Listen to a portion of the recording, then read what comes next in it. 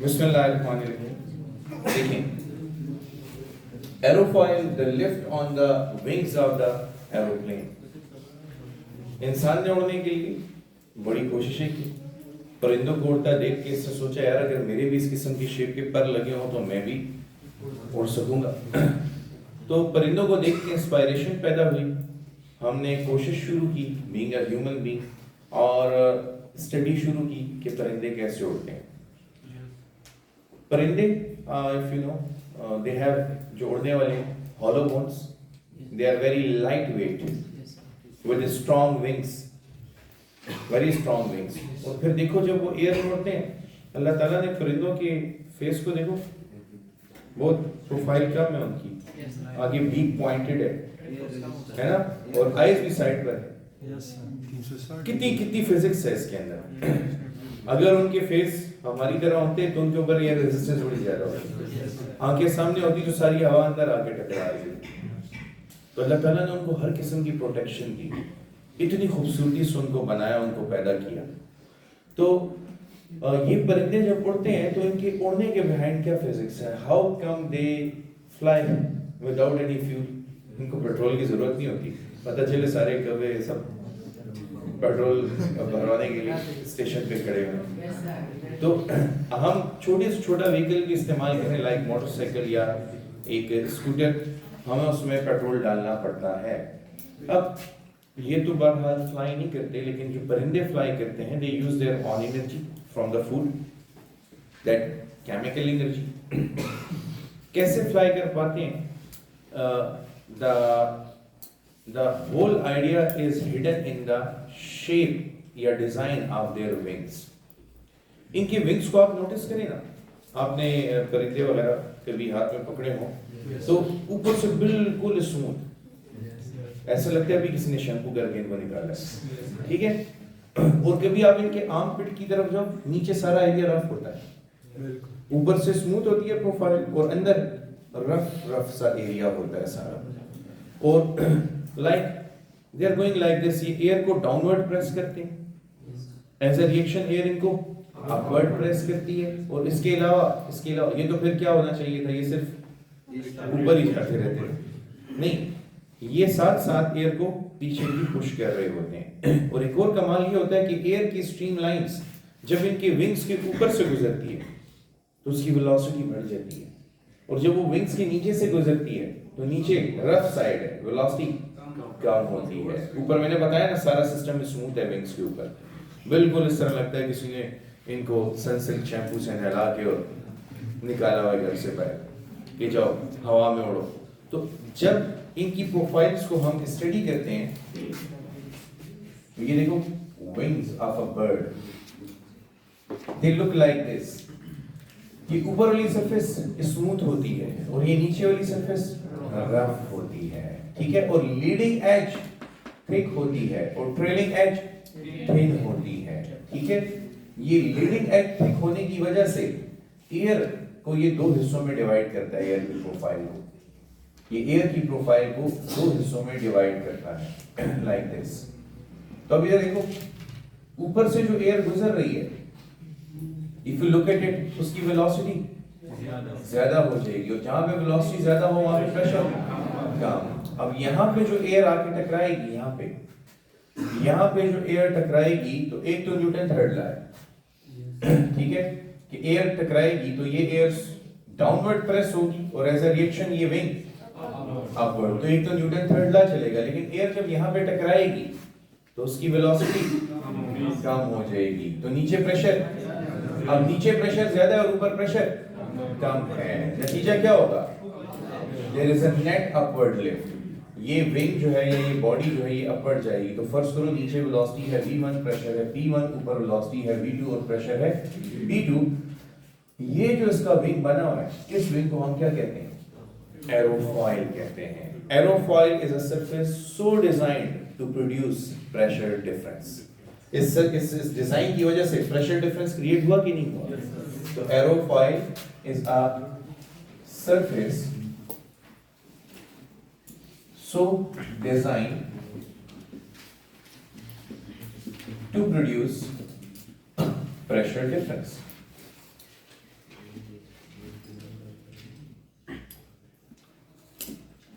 Pressure difference पैदा करती है। ये प्रेशर डिफरेंस पैदा होने की वजह से हम इसको यूज कर सकते हैं एरोप्लेन्स की विंग्स में, हेलीकॉप्टर्स की जो रोटर्स हैं उनमें, सेल्स बोट्स में, प्रोपेलर्स में, फैंस में, कंप्रेसर्स में, टरबाइन्स में, और एक कार के स्पॉइलर में भी। गाड़ियों के बैक साइड पे अक्सर स्पॉइलर लगे होते हैं, sports car specially. The reason sports car बड़ी हाई वेलोसिटी से जाती है, तो स्पोर्ट्स कार की शेप को भी देख लो। अच्छा, स्पोर्ट्स कार्स वगैरह हाई वेलोसिटी से जाती हैं तो आगे से पॉइंटेड होती हैं, ठीक है, और ये इनका डिजाइन बड़ा स्ट्रीमलाइन हुआ होता है।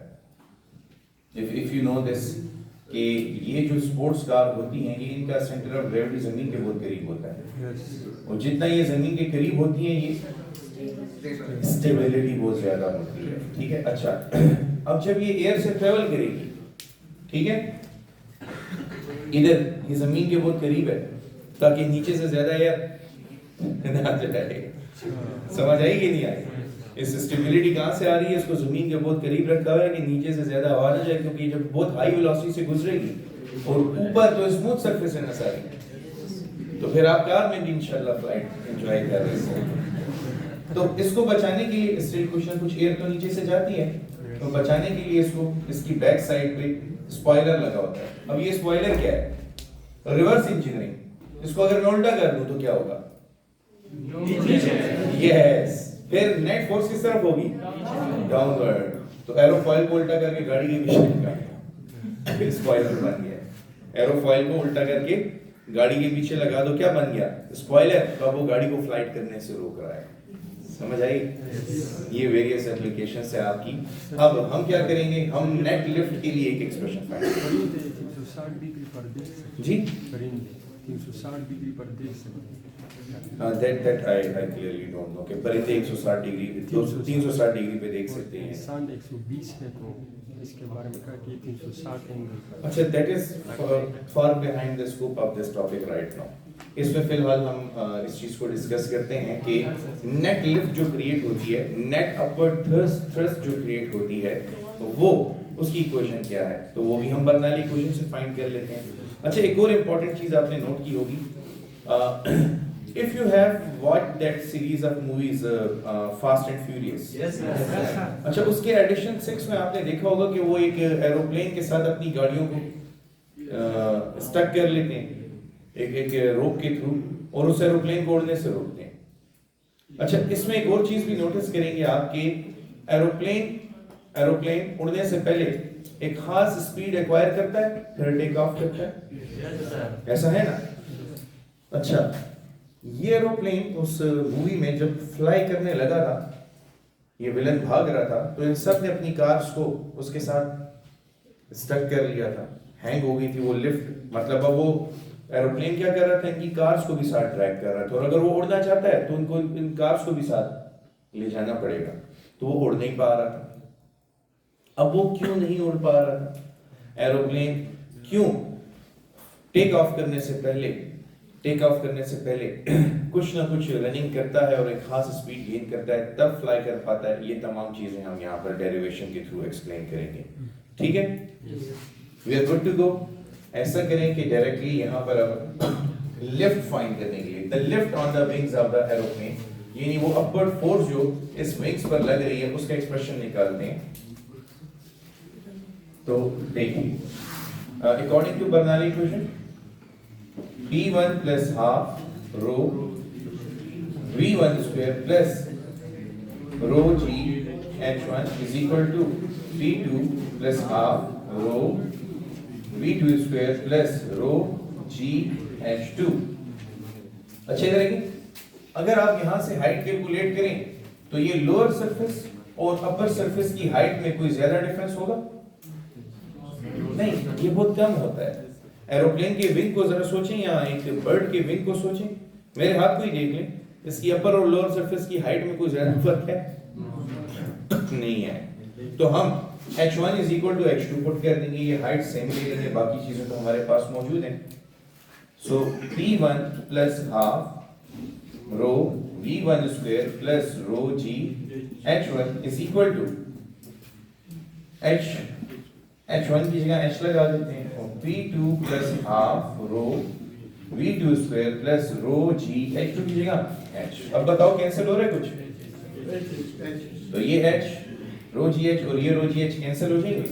इन अदर वर्ड्स ये पॉजिटिव है, उधर जाके नेगेटिव, पॉजिटिव नेगेटिव कैंसिल। ये इक्वेशन से निकल गया, इसका इफेक्ट खत्म हो गया। अगेन रिलेशनशिप किसके दरमियान रह जाएगा? प्रेशर और स्पीड के दरमियान रह जाएगा। P1 plus half rho V1 square is equal to P2 plus half rho V2 square. ये आपके पास वैल्यू आ जाएगी, रिलेशन आ जाएगा प्रेशर में। ऐसा करते हैं कि प्रेशर डिफरेंस को एक तरफ कर देते हैं और वेलोसिटीज को एक तरफ कर देते हैं, ठीक है। So we get P1 minus P2 is equal to, देखो ये पॉजिटिव उधर जाके नेगेटिव, ठीक है, और ये हाफ रो V1 स्क्वायर इधर पॉजिटिव है, इधर आके नेगेटिव हो जाएगा। तो यहाँ पे पहले से मौजूद है हाफ रो V2 स्क्वायर, वहां से आ गया हाफ रो V1 स्क्वायर, ठीक है। इन दोनों में कॉमन क्या है? ठीक है, और इधर प्रेशर डिफरेंस को डेल्टा P से इंडिकेट कर दो, तो half rho V2 square minus V1 square लिख देंगे। अच्छा, pressure is the force per unit area, तो अब इसको प्रेशर को रिप्लेस करो फोर्स पर यूनिट एरिया से, तो force per unit area is equal to half rho V2 square minus V1 square, या फिर force is equal to half rho A V2 square minus V1 square, ठीक है ना। अच्छा, ये हो गई आपके पास फोर्स की equation, and this force is called the lifting force. This force is called the lift. ये वो फोर्स है जो एरोप्लेन को या बर्ड को लिफ्ट करती है अपवर्ड। और देखो इस फोर्स की वैल्यू किस पे डिपेंड कर रही है? Yes, the difference of the velocity above the surface and below the surface of the aerofoil, as well as one more thing, area। समझ आई कि नहीं आई?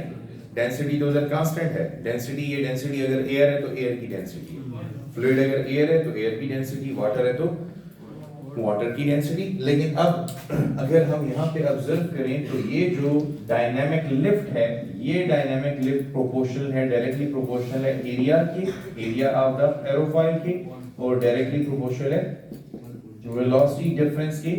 जितना एरिया बड़ा होगा उतनी ज्यादा लिफ्ट मिलेगी, और जितना वेलोसिटी डिफरेंस ज्यादा होगा उतनी ज्यादा लिफ्ट मिलेगी।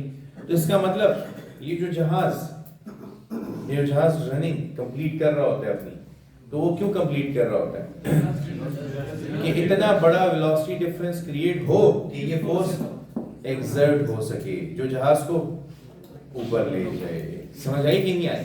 वो जो रनिंग कंप्लीट कर रहा होता है अपनी, भाग रहा होता है प्लेटफॉर्म के ऊपर, सॉरी रनवे के ऊपर, तो वो जब रनवे पे भाग रहा है तो एक्चुअली खास स्पीड एक्वायर कर रहा है ताकि एरोफॉइल के ऊपर और नीचे की वेलोसिटी का डिफरेंस इतना ज्यादा क्रिएट हो जाए कि फोर्स एक्सर्ट हो सके। अब याद रखो हर गिवन लोड के लिए एक खास स्पीड होती है। अब वो जो फास्ट एंड फ्यूरियस में टेक ऑफ करना चाह रहा है जहाज, वो टेक ऑफ क्यों नहीं कर पा रहा? कि उसका लोड बढ़ गया है। अब लोड बढ़ गया है तो W डाउनवर्ड फोर्स है और ये लिफ्ट अपवर्ड है, तो जब W इंक्रीज होगा तो इसको F भी बढ़ाना पड़ेगा। और F कैसे बढ़ सकता है? ये चेंज इन वेलोसिटी से, उसको हाई वेलोसिटी एक्वायर करनी पड़ेगी, अपनी वेलोसिटी को इंक्रीज करना पड़ेगा। समझ आई बात? तो this is how it can take off. इसी तरह आपको पता होगा कि आजकल हर पैसेंजर के साथ एक स्पेसिफिक लोड है, वो उसी को कैरी कर सकता है। लोड अगर उससे ज्यादा हो जाए तो उसको पेमेंट करनी पड़ती है। तो अब क्यों एक्स्ट्रा लोड के लिए हवाई जहाज जो है वो पेमेंट ले रहे हैं? अब जिनको फिजिक्स नहीं आती वो कहते हैं यार जहाज तो खाली है, इससे मेरा सामान वैसे ही रख लिया होता तो अच्छा नहीं था। कुछ सीट्स वैसे भी खाली होंगी ना जहाज में, देखो जब सीट्स खाली होंगी तो फिर वेट भी कम होगा, तो फिर वो फ्यूल भी कम कंज्यूम करेगा।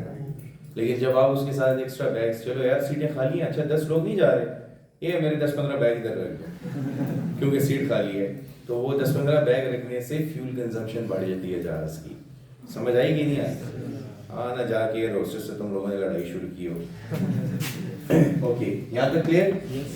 Okay, thank you. ये लेक्चर हमारा कंप्लीट हुआ। सर ये कपड़े से मिक्स है